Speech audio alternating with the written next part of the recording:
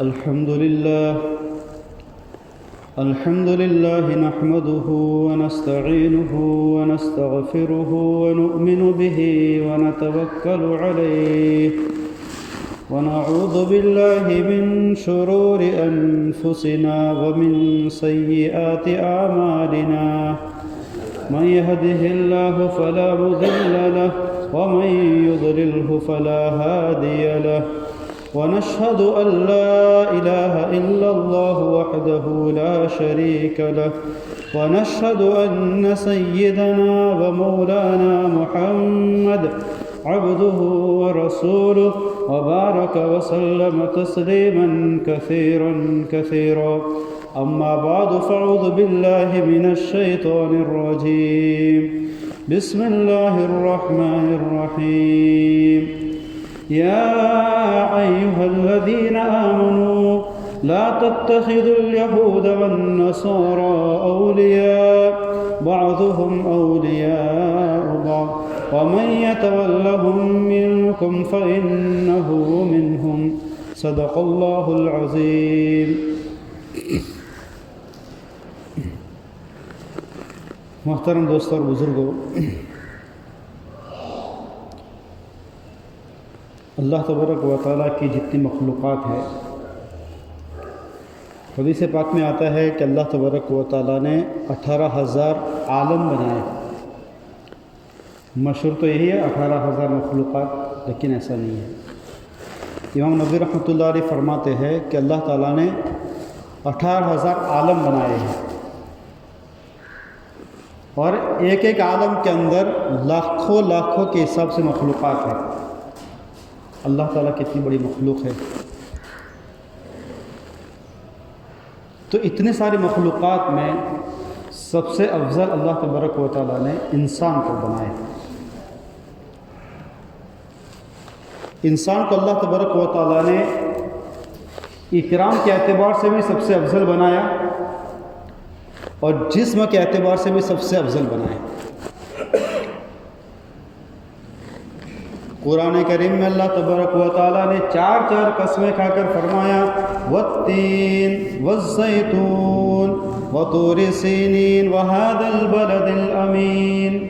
انجیر کی قسم، زیتون کی قسم، طور سینا کی قسم اور اس امن والے شہر کی قسم.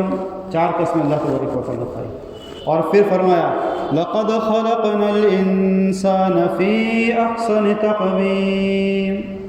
ہم نے انسان کو بہترین ڈھانچے کے اندر بہترین سانچے کے اندر اس کو ڈالا ہے.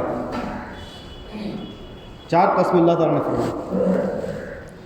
اور بعض مفسرین نے فرمایا قسمیں تو چار ہوئی نا، انجیر کی قسم اور زیتون کی قسم. ابن جوزی رحمۃ اللہ علیہ نے کتاب لکھی ہے بحر الدموع، آنسوؤں کا سمندر، اس کتاب کا نام ہے. انہوں نے اس کے اندر ایک لطیفہ لکھا ہے. حالانکہ ابن جوزی رحمۃ اللہ علیہ بہت بڑے محدث گزرے ہیں، وقت کے بہت بڑے صوفی بھی تھے.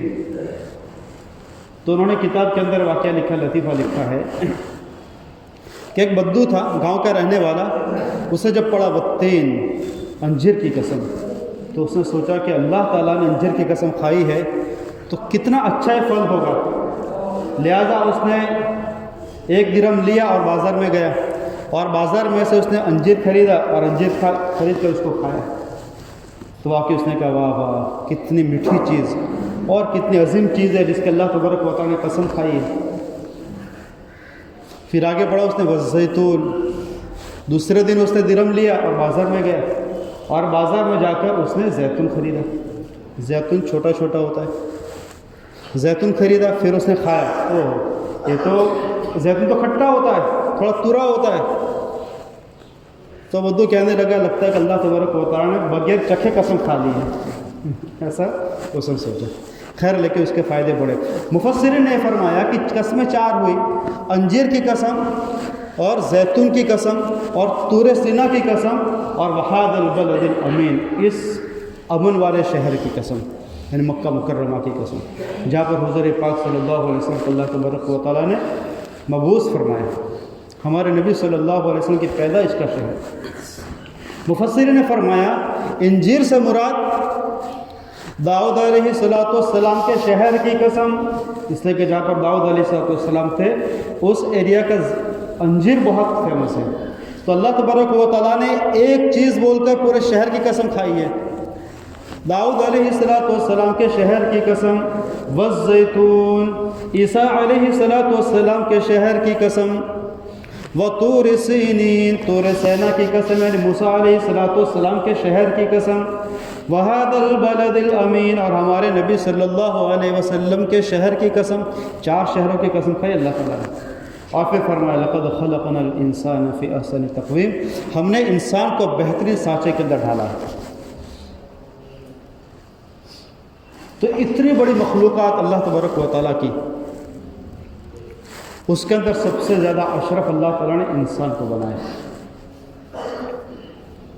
اور انسان میں بھی اللہ تبارک و تعالیٰ نے زیادہ افضل ہمیں اور آپ کو بنایا ہے، اس سے کہ اللہ تعالیٰ نے ہم کو اپنے فضل سے، اپنے کرم سے، اپنے احسان سے ایمان کی دولت سے مالا مال فرمایا۔ ایمان والا بندہ اللہ تبارک و تعالیٰ کو بہت پسند ہے، ایمان والے بندے کے دونوں ہاتھ میں لڈو ہے، جو بھی کام کرے گا فائدے سے خالی نہیں ہے، ایمان والا بندہ ہے۔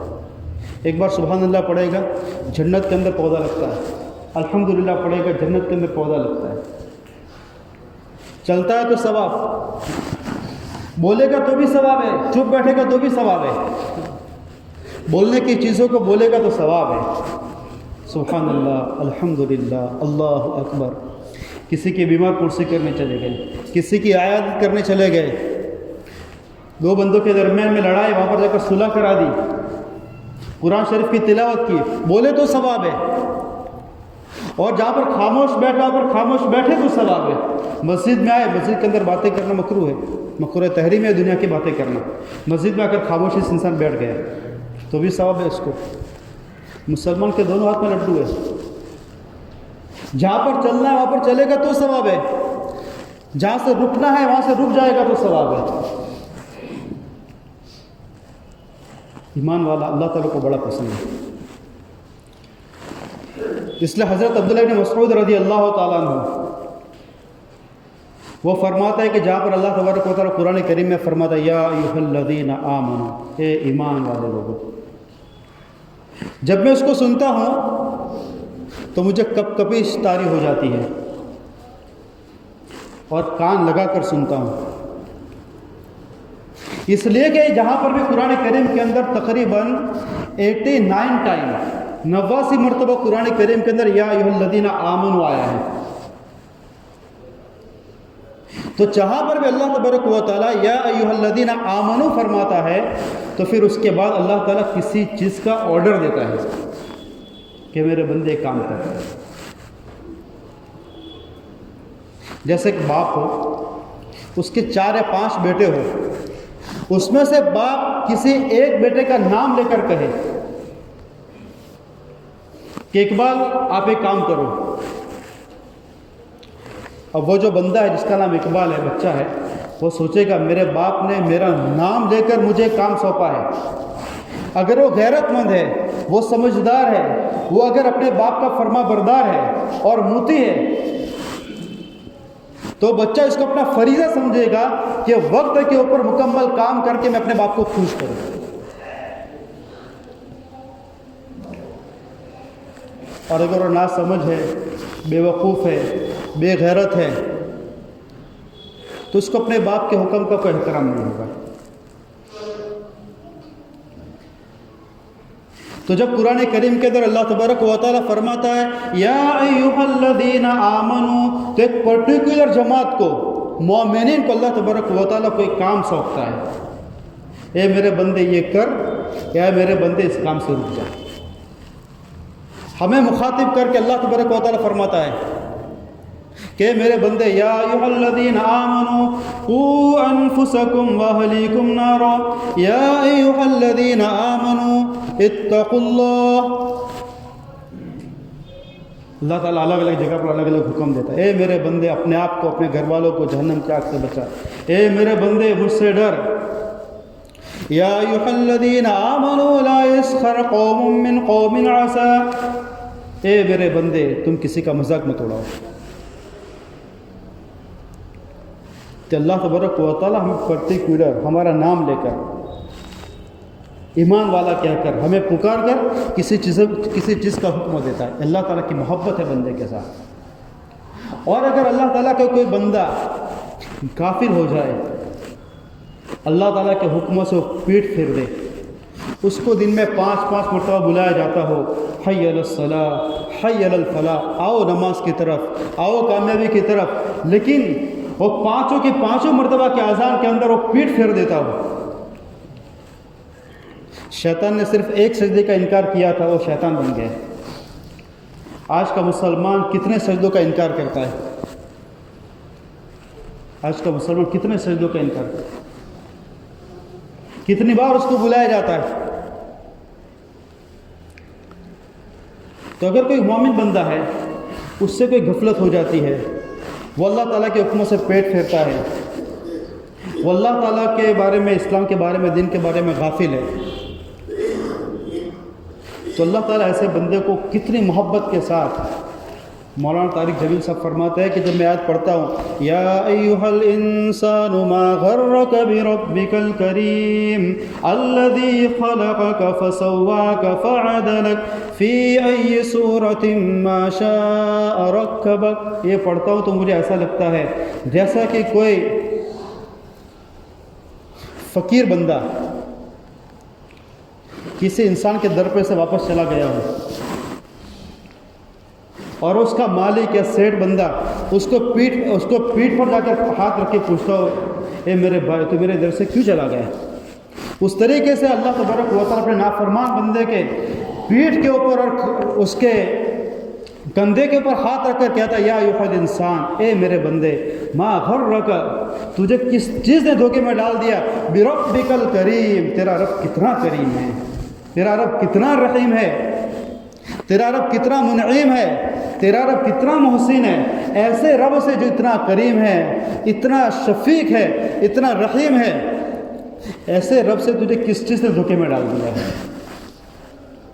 ایسے رب کو تو نے بھلا کے بیٹھا ہے، ایسے رب کی نافرمانی کرتا ہے. الذی خلقک، جس رب نے تجھے پیدا کیا، فسواک، اور بہترین بنایا، فعدلک، اور تجھے سیدھا بنایا،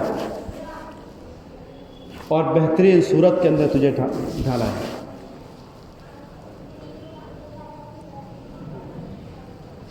تو اللہ تبارک و تعالیٰ اس طرح کے شفقت کے ساتھ اپنے بندے کو جو ہے نا پکارتا ہے، یا ایھا الانسان.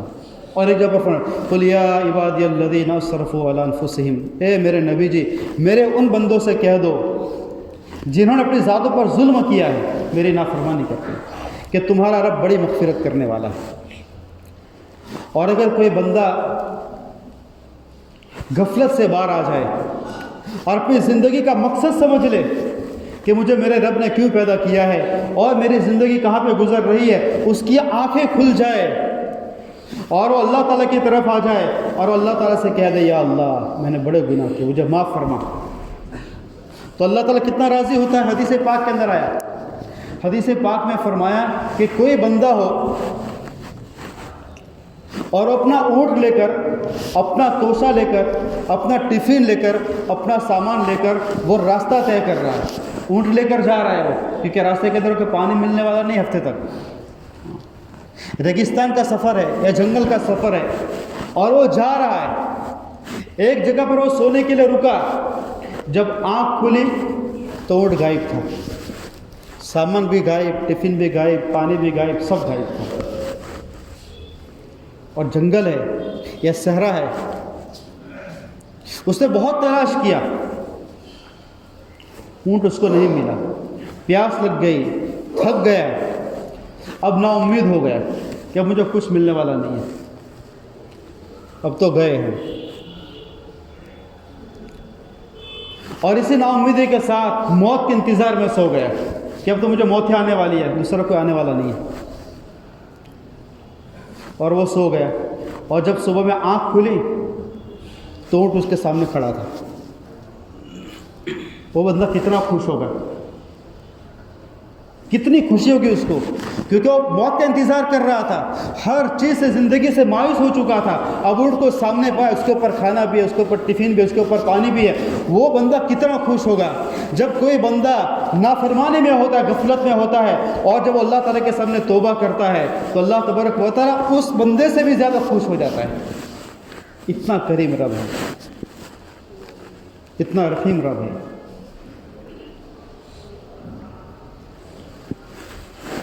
اس کو اس کا اونٹ مل گیا تو خوش ہو گیا۔ اللہ تعالیٰ کہتا ہے تیرا تو اونٹ گم ہوا تھا، میرا بندہ مجھ سے غائب ہو گیا تھا، میرا بندہ گم ہو گیا تھا، مجھے میرا بندہ مل گیا ہے، تو اللہ راضی ہوتا ہے۔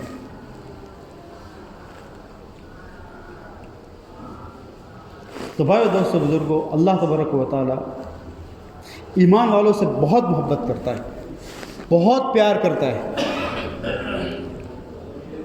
اور اللہ تعالیٰ یہ چاہتا ہے کہ میرے بندے میرے زمین کے اوپر اس طریقے سے زندگی گزارے جیسے میں چاہتا ہوں۔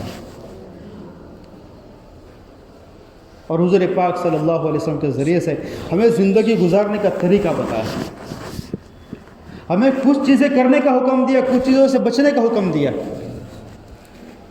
کرنے کی چیزوں کو کریں گے تو اللہ راضی ہو جائے گا۔ وَمَا آتَاكُمُ الرَّسُولُ فَخُذُوهُ وَمَا نَهَاكُمْ عَنْهُ فَانْتَهُوا۔ حضور پاک صلی اللہ علیہ وسلم نے جن چیزوں کا تمہیں کرنے کا حکم دیا ان چیزوں کو کرو، اور جن چیزوں سے رکنے کا حکم دیا ان چیزوں سے رک جاؤ۔ یہی دین ہے۔ ایک پورا جو قرآن کریم ہے، پوری سیاستہ کی کتاب ہے، جتنی کتاب ہے، ان سب کا لب لباب یہی ہے کہ جو کرنے کا حکم ہے وہ کرو، جس سے رکنے کا حکم ہے اس سے رک جاؤ۔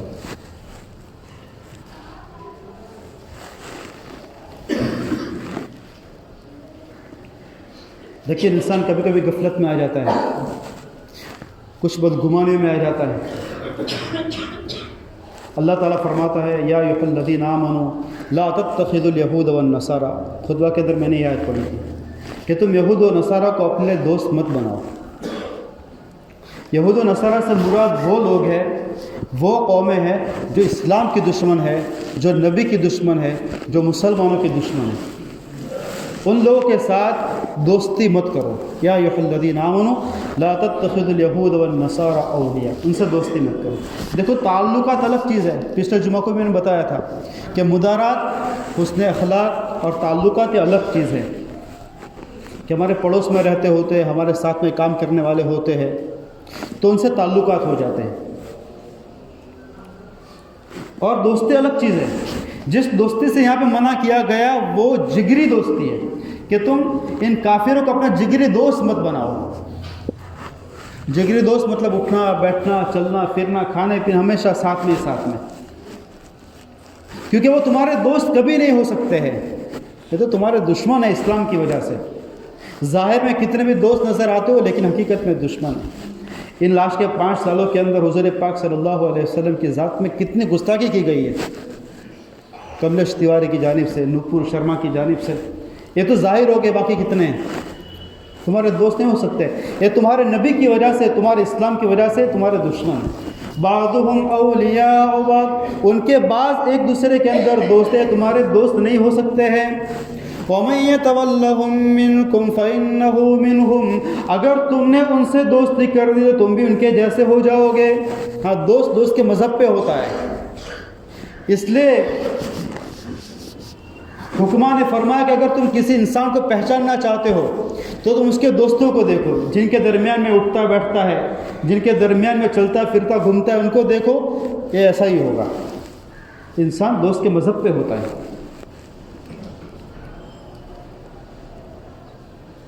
فَتَرَى الَّذِينَ فِي قُلُوبِهِمْ، یہ آیت جو ہے نا میں پڑھ رہا ہوں، یہ ایسا ہی لگتا ہے جیسے کہ اللہ تبارک و تعالیٰ نے آج کے حالات کے اعتبار سے نازل فرمائی ہے، پوری فیٹ بیٹھتی ہے۔ فَتَرَى الَّذِينَ فِي قُلُوبِهِمْ مَرَضٌ يُسَارِعُونَ فِيهِمْ يَقُولُونَ نَخْشَىٰ أَن تُصِيبَنَا دَائِرَةٌ۔ قرآن کریم ہر بیماری کا علاج ہے، ہر بیماری کا علاج ہے۔ اللہ تعالیٰ کو پتہ ہے نا